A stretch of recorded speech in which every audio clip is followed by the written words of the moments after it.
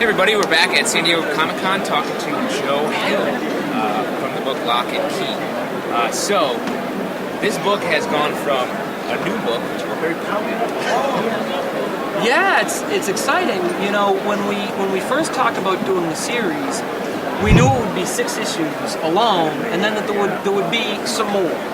And I had planned for the possibility that it would bomb and everyone would hate it. And then I had like an escape hatch, like a 6-issue escape hatch that I could do. But it wasn't all that good. So I'm glad that the series, that people seem to like it, and you know, and that we're going to have room to explore the characters and explore that house and that world.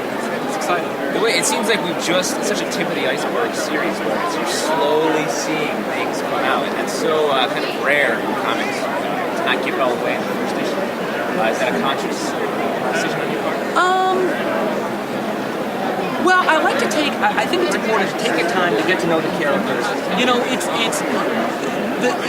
a thriller. It's a scary comic, and things aren't scary if you don't care about the characters.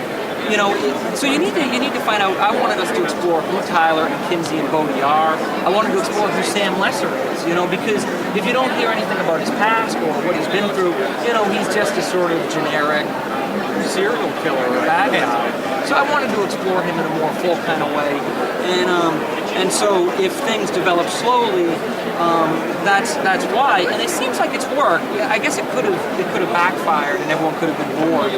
But it seems like most of the people are willing to see where the story goes and where those characters are headed. Well, I think one of the things corollary to that is that each issue focuses on a different character, so it feels very much like you're doing a story, but you also have single issues. Was that something that came into play by putting it very specifically in the comic form? You know, I think a lot of people, even a lot of people who love comics, don't realize how formal they are. A 22-page comic is as formal as a Shakespearean sonnet, in a way. And I think that in a 22-page comic, you really have space to explore a character, one character, as opposed to, you know, to all the characters at once.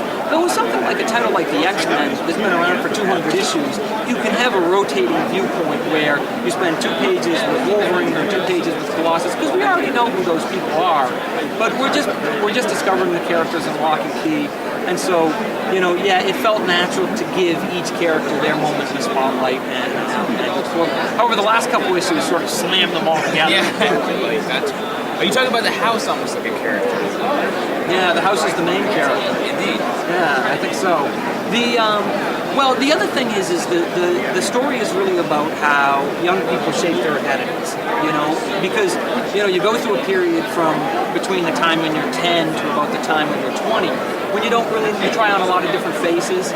And I see the Doors as a way to partially explore that, hopefully in a scary, exciting way.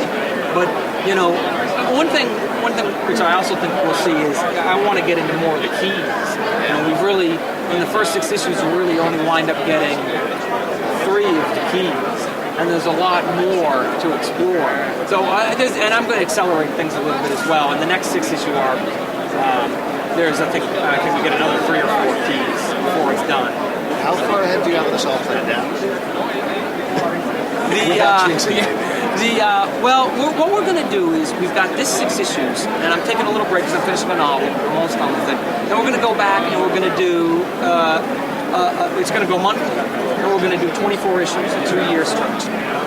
And then we're going to take another break, and then we're going to finish things with a final graphic novel.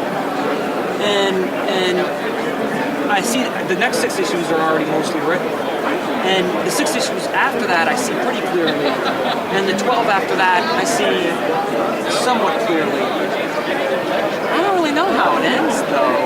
I mean, I think I love Brian Vaughan. Brian Vaughan is, I think, the best writer of his generation. In any field. He's just amazing, you know, and he talks about knowing how why was going to end before he even wrote issue 1.